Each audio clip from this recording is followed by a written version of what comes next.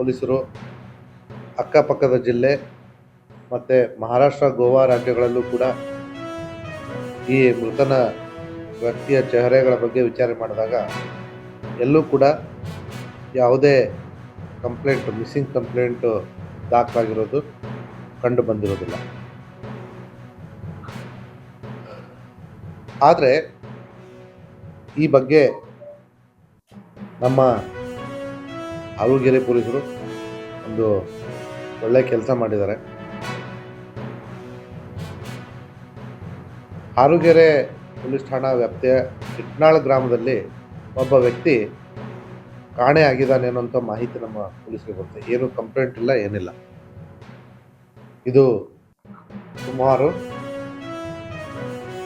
ನಮಗೆ ಶವ ಸಿಕ್ಕ 11 ತಿಂಗಳುಗಳ ನಂತರ ಆ ಒಂದು ಜಾಡನ್ನು ಹಿಡ್ಕೊಂಡು ನಮ್ಮ ಆಲೂಗೆರೆ ಪೊಲೀಸರು ವಿಚಾರಿಸಲಾಗಿ ಕಾಣೆಯಾದಂಥ ವ್ಯಕ್ತಿ ಮಲ್ಲಪ್ಪ ಕಂಬಾರ್ ಅನ್ನೋಂಥದ್ದು ಗೊತ್ತಾಗುತ್ತೆ. ಅವನು ಇದೇ ಇಟ್ನಾಳ್ ಗ್ರಾಮದವನು.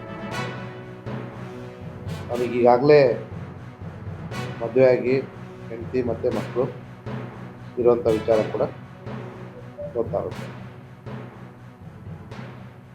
ಯಾಕೆ ಹೆಂಡತಿ